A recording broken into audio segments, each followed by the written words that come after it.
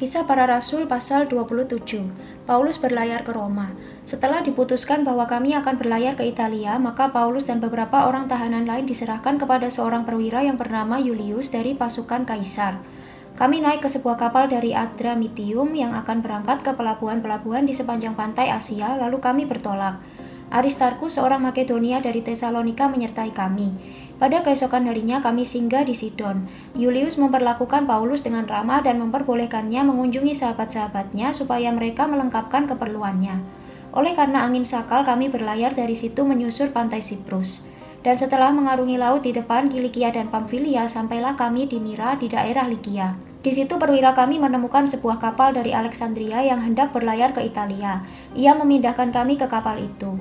Selama beberapa hari berlayar, kami hampir-hampir tidak maju dan dengan susah payah kami mendekati Nidus. Karena angin tetap tidak baik, kami menyusur pantai Kreta melewati Tanjung Salmone. Sesudah kami dengan susah payah melewati tanjung itu, sampailah kami di sebuah tempat bernama Pelabuhan Indah dekat kota Lasea. Sementara itu sudah banyak waktu yang hilang, waktu puasa sudah lampau dan sudah berbahaya untuk melanjutkan pelayaran. Sebab itu Paulus memperingatkan mereka, katanya, "Saudara-saudara, aku lihat bahwa pelayaran kita akan mendatangkan kesukaran-kesukaran dan kerugian besar, bukan saja bagi muatan dan kapal, tetapi juga bagi nyawa kita." Tetapi perwira itu lebih percaya kepada jurumudi dan nahkoda daripada kepada perkataan Paulus. Karena pelabuhan itu tidak baik untuk tinggal di situ selama musim dingin, maka kebanyakan dari mereka lebih setuju untuk berlayar terus dan mencoba mencapai kota Phoenix untuk tinggal di situ selama musim dingin. Kota Phoenix adalah sebuah pelabuhan pulau Kreta yang terbuka ke arah barat daya dan ke arah barat laut. Pada waktu itu angin sepoi-sepoi bertiup dari selatan. Mereka menyangka bahwa maksud mereka sudah tentu akan tercapai. Mereka membongkar sauh lalu berlayar dekat sekali menyusur pantai Kreta. Kapal terkandas, tetapi tidak berapa lama kemudian turunlah dari arah pulau itu angin badai yang disebut angin timur laut. Kapal itu dilandanya dan tidak tahan menghadapi angin haluan. Karena itu kami menyerah saja dan membiarkan kapal kami terombang-ambing. Kemudian kami hanyut sampai ke pantai sebuah pulau kecil bernama Kauda. Dan di situ dengan susah payah kami dapat menguasai sekoci kapal itu. Dan setelah sekoci itu dinaikkan ke atas kapal, mereka memasang alat-alat penolong dengan meliliti kapal itu dengan tali. Dan karena takut terdampar di beting Sirtis, mereka menurunkan layar dan membiarkan kapal itu terapung-apung saja. Karena kami sangat hebat diombang-ambingkan angin badai, maka pada keesokan harinya mereka mulai membuang muatan kapal ke laut. Dan pada hari yang ketiga, mereka membuang alat-alat kapal dengan tangan mereka sendiri. Setelah beberapa hari lamanya, baik matahari maupun bintang-bintang tidak kelihatan dan angin badai yang dahsyat terus-menerus mengancam kami, akhirnya putuslah segala harapan kami untuk dapat menyelamatkan diri kami. Dan karena mereka beberapa lamanya tidak makan, berdirilah Paulus di tengah-tengah mereka dan berkata, "Saudara-saudara, jika sekiranya nasihatku dituruti supaya kita jangan berlayar dari Kreta, kita pasti terpelihara dari kesukaran dan kerugian ini. Tetapi sekarang juga dalam kesukaran ini, aku menasihatkan kamu supaya kamu tetap bertabah hati, sebab tidak seorang pun di antara kamu yang akan binasa kecuali kapal ini. Karena tadi malam seorang malaikat dari Allah, yaitu dari Allah yang aku sembah sebagai miliknya, berdiri di sisiku, dan ia berkata, 'Jangan takut Paulus, engkau harus menghadap Kaisar, dan sesungguhnya oleh karunia Allah, maka semua orang yang ada bersama-sama dengan engkau di kapal ini akan selamat karena engkau.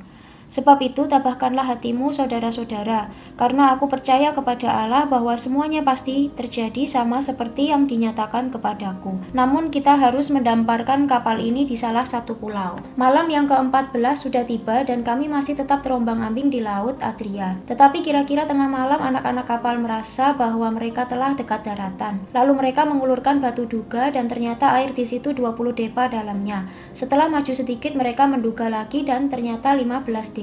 Dan karena takut bahwa kami akan terkandas di salah satu batu karang, mereka membuang 4 sauh di Puritan dan kami sangat berharap mudah-mudahan hari lekas siang. Akan tetapi anak-anak kapal berusaha untuk melarikan diri dari kapal. Mereka menurunkan sekoci dan berbuat seolah-olah mereka hendak melabuhkan beberapa sauh di haluan. Karena itu Paulus berkata kepada perwira dan prajurit-prajuritnya, 'Jika mereka tidak tinggal di kapal, kamu tidak mungkin selamat.' Lalu prajurit-prajurit itu memotong tali sekoci dan membiarkannya hanyut. Ketika hari menjelang siang, Paulus mengajak semua orang untuk makan, katanya, 'Sudah 14 hari lamanya kamu menanti-nanti saja, menahan lapar dan tidak makan apa-apa. Karena itu aku menasihati kamu supaya kamu makan dahulu. Hal itu perlu untuk keselamatanmu.' Tidak seorang pun di antara kamu akan kehilangan sehelai pun dari rambut kepalanya." Sesudah berkata demikian, ia mengambil roti, mengucap syukur kepada Allah di hadapan semua mereka, memecah-mecahkannya, lalu mulai makan. Maka kuatlah hati semua orang itu dan mereka pun makan juga. Jumlah kami semua yang di kapal itu 276 jiwa. Setelah makan kenyang, mereka membuang muatan gandum ke laut untuk meringankan kapal itu. Dan ketika hari mulai siang, mereka melihat suatu teluk yang rata pantainya. Walaupun mereka tidak mengenal daratan itu, mereka memutuskan untuk sedapat mungkin mendamparkan kapal itu ke situ. Mereka melepaskan tali-tali sau, lalu meninggalkan sau-sau itu di dasar laut. Sementara itu, mereka mengulurkan tali-tali kemudi, memasang layar topang, supaya angin meniup kapal itu menuju pantai. Tetapi mereka melanggar busung pasir, dan terkandaslah kapal itu. Haluannya terpancang dan tidak dapat bergerak, dan buritannya hancur dipukul oleh gelombang yang hebat. Pada waktu itu, prajurit-prajurit bermaksud untuk membunuh tahanan-tahanan, supaya jangan ada seorang pun yang melarikan diri dengan berenang. Tetapi perwira itu ingin menyelamatkan Paulus. Karena itu, ia menggagalkan maksud mereka dan memerintahkan supaya orang-orang yang pandai berenang lebih dahulu terjun ke laut dan naik ke darat. Dan supaya orang-orang lain menyusul dengan mempergunakan papan atau pecahan-pecahan kapal. Demikianlah mereka semua selamat naik ke darat.